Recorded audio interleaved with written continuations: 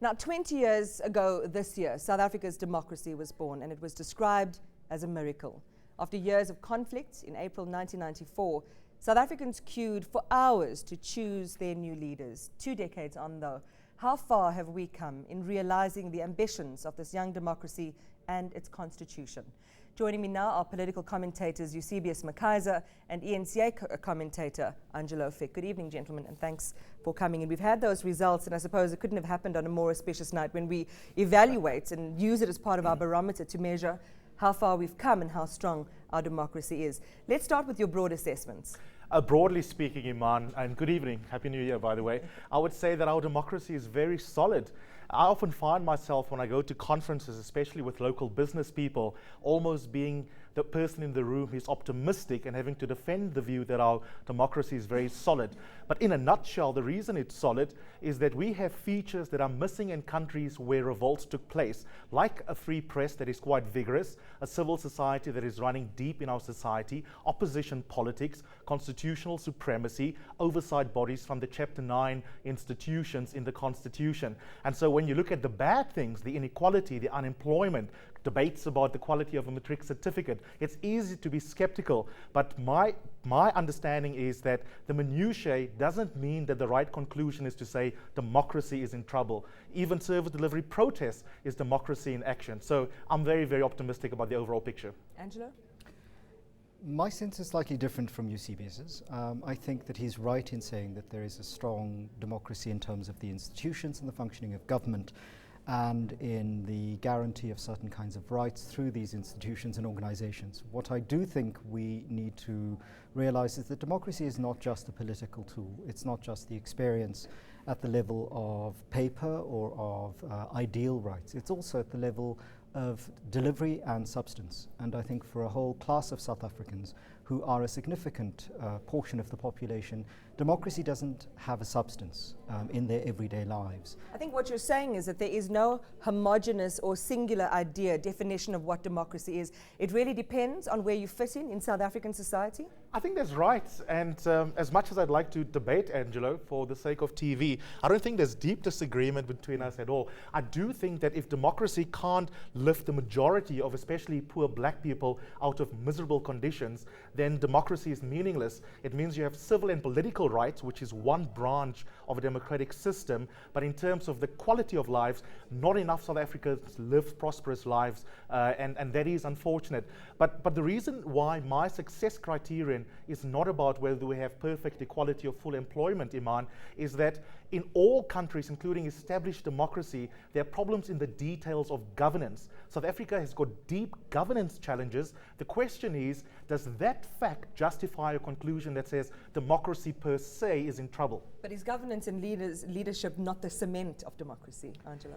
My sense is that there is a combination of governance and leadership problems, but we also have, for me, particularly socioeconomic concerns, because it's one thing to have what I would think of as the veneer of democracy, which is not backed up by the substance of equality, because it's important, and as Eusebius has indicated, this isn't really a vast distinctions between our two positions, but it's not just that we have ideals that we live through and on, which is what democracy at some level is.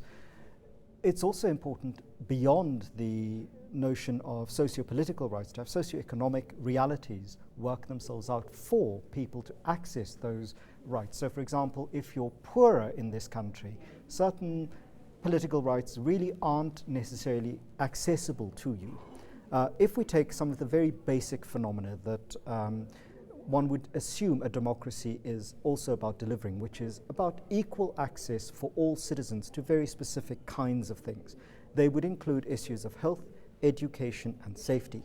And in 20 years, there are some very fundamental aspects of that democracy that we have failed at as a society. And I don't think that that is necessarily only a government failure. That is a broader failure in the state that includes middle-class people's removal of themselves from certain arenas and corporate sectors or business sectors' refusal to engage on those.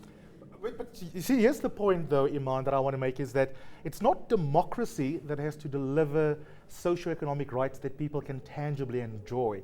It's any state So if you want to be nerdish about this debate, and it will play out in the country the whole year, the 20-year stock-taking debate, we've got to be clear. Are we assessing whether the state is up to the challenge of delivering better lives for all, or are we assessing democracy as a political system?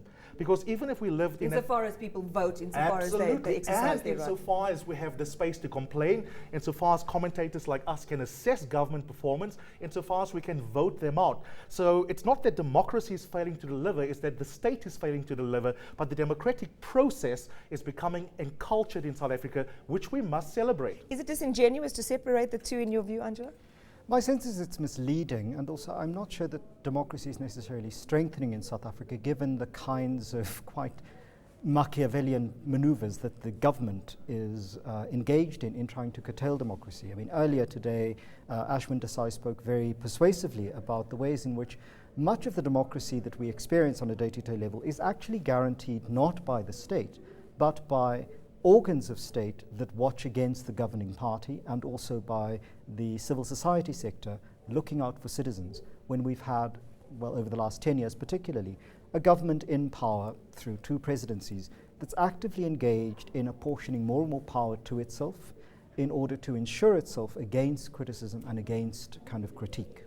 But you see, the response to that, Iman, is that the question's got to be asked, if you have civil society checking the state when it tries to amass power for itself, if you have civil society going to the Constitutional Court and forcing government's hand with the use of the Constitution, is that because democracy is in trouble, or is it because features are built into our democratic system to enable civil society to use tools like activism, protesting, to use tools like the law itself to check government? I think those are natural contestations. I mean, if we go to England and start doing a bit of political comparative analysis, when they try and be draconian in terms of reducing the amount of freedom that people have in the interest of fighting terrorism, you don't say democracy is reduced just because it takes civil society activism to get the government of the day to change its position. But then would it be alarming to see that people use the Constitutional Court as a route to protect their constitutional freedoms and underuse Parliament, which is really the place where these debates and these decisions should be happening? But the whole point of constitutional supremacy is precisely that the Constitution is an instrument that is available. So it's a double-edged sword. If you have social debates about, I don't know, gay rights, for example, the death penalty, it's ideal for Parliament to be much stronger. And I do think Parliament is very weak. But I don't think we can say we have chosen a constitutional supremacy model, and now people use the Constitution to check government, and then we want to turn around and say that means democracy is actually eroding. All right, let's take it out of the university, which is where we sort of seem to be in academia right now, and bring it back down to the people, quote unquote. It's a term that's been criticized of late. For an average person who's reading the newspapers and Kandla-gate, when you look at the amount of money that's lost to corruption, when you look at, for example, today, another person in office buying themselves a fancy car, or you look at the mudslinging that happens, as we go into these elections, these historic elections, some would argue. Do you get the sense that what you're talking about is really where this debate about democracy resides, or is it about their everyday experiences? Well, I think one does not want to invoke the idea that there are 2 countries, but there are 2 sets of class experiences of this country. And for many of us in the middle class, we have access to those NGOs and to the constitutional mechanisms that allow us to a large extent over the last 20 years, maintain a certain kind of life with its freedoms. But those freedoms have textures that we experience in our everyday lives around the access to food, the access to housing, the access to education. For people who 20 years ago were on the margins of South African political society and the access that gave certain people to particular resources, very little has changed, and in some respects it has worsened for them. So the texture of their experience of this state that constantly calls itself democratic is substantially different from those of us who inhabit the middle classes. And it's important for us in the middle classes to acknowledge that, and also at the same time to realize that those institutions that protect our rights as middle class citizens aren't going far enough to bring the kind of social justice envisioned by documents like the Freedom Charter that move beyond merely paper rights, or one doesn't want to reduce, by paper rights I don't want to reduce the substance of those rights, but they're not rolling down into places like Diepsloot and Katlehong, and they're not rolling down for women. That kind of sentiment not feeding into the broader narrative? Oh no, totally. On that one, Angelo's position, hands down, is the correct view. From the average person's point of view, who don't care for a theoretical debate about what counts as democracy, they are not experiencing uhuru. They're still waiting to have their lives really being taken out of poverty conditions. I think that is absolutely spot on. And I don't want to be misunderstood. When I say we're very solid, I am making a theoretical point. But I would also say that I'm not praising our democracy. We've got reasons for why there is such a poor state of governance, with which I agree with Angelo in terms of his description of how poor it is. And I'll just mention two things. One of them is a lack of effective political competition. The fact that you have one-party dominance makes it a democracy where government is less likely to be responsive to citizens because it becomes complacent, it becomes arrogant, it doesn't fear losing power at the elections, and that's a massive problem. And then the second problem, which is slightly different but related, is that we have a state that is filled with many bureaucrats who don't understand, like Thandi Modise, the importance of ethical leadership. And if you combine an arrogant one-party democracy with a bureaucracy that is unable to deliver, then of course it will be the case that many people indeed will feel as Angelo was describing. But as you pointed out right at the beginning, notwithstanding the fact that we do have all of these mechanisms where we can make our voices heard, where citizens like you and I, who perhaps disagree with what the government line is, are able to state our case without fear of being jailed, although that has been tested in the past. Against that backdrop, though, when you look at things like how the Chapter 9 institutions, particularly the Office of the Public Protector, have taken a beating, some might say have been persecuted over the last couple of months, the threats to media freedoms in South Africa, the fact that this Protection of Information Bill is up in the air, it hasn't been signed, but it pretty much looks like it's going to be. Are we really in such a safe position?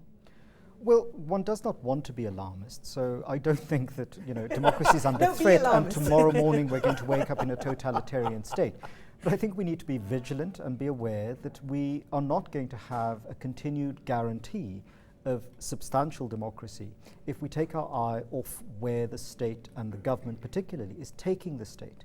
So, government maneuvers around these actions. So, for example, the response to the public protector, the mooting of a bill that is highly secret, this constant return to state secrecy, and this conflation of the security of the state with the safety of the head of state, and this constant return to prominence of the security cluster to the front of cabinet positions, should be cause for concern, and has been cause for concern across the NGO sector. But it should also be cause for concern when officials of the party and government officials go into spaces and say things that are, quite frankly, alarming. So when the premier of a province says, "We don't want your dirty votes," that's quite anti-democratic. When the premier of another province can say, "Well, it didn't matter to me whether it was a car or a jet, I'm not in control of these." Those are real concerns when pensioners have to make do with 1,280 rand a month. And the president builds this gigantic, enormous house, regardless of whether it's tax money or personal money, of 200 million. Where does it matter, though, Eusebius? Because what you're saying is that with the exception of Nkandla, the others, they're here today, gone tomorrow. People don't really talk about them for long. Do they really have major import to your average voter, do you think? Well, I think one of the most exciting things about the 2014 elections, and we will only be able to do retrospective analysis, is to see whether we are becoming a nation of voters who care about individual issues. Will e-tolls really have a direct impact in Nkandla, or will people continue to vote on different bases or the same basis as in the past? I don't think we know that question yet, and I think the elections will settle it. What I would say, though, is that I completely share the importance of being vigilant. But it's interesting, sometimes it really is just a matter of what your appetite is for optimism, I think, Iman, because everything that Angelo said, factually, I agree with, but where I disagree is that we can't go from the premise, be vigilant, to the conclusion, democracy is in trouble.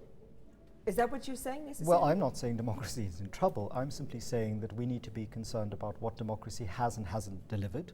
And instead of spending an entire year celebrating 20 years of democracy and ignoring what it hasn't brought for a substantial group of South Africans, we need to be clear on its failures as a system. And additionally, I think it's important to go via Eusebius's analogy, that it shouldn't just be a matter of, is it working or is it not working? Because I think that's a Sophie's choice. That's an impossible choice for voters to make. I think voters, we're beginning to see patterns, are not just voting on, will not just be responding to individual issues. I think the arrival of new players on the political spectrum and the popularity that they have with particular groups of South Africa's citizenry indicates that people have, to a certain extent, had enough.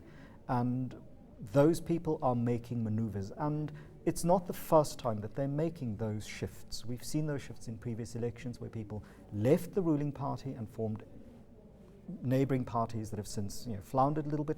But there is increasingly discontent. Right, I'm going to let you have a very quick, my Sophie's choices continue with this fascinating debate or, increase the ire of my executive producer, but I'm going to take the risk and allow you to make a final closing comment. Well, my final comment is that the irony is that when Angelo is imagining that voter who's really pissed off and might vote for Julius Malema, he's describing a solid democracy in action. Thank you so much, gentlemen. Appreciated. Political commentators Eusebius McKaiser and Angelo Fick. No doubt in the months before this election, there'll be increased debate on the state of our democracy and what's available out there to voters. You deserve to know more. eNCA.com.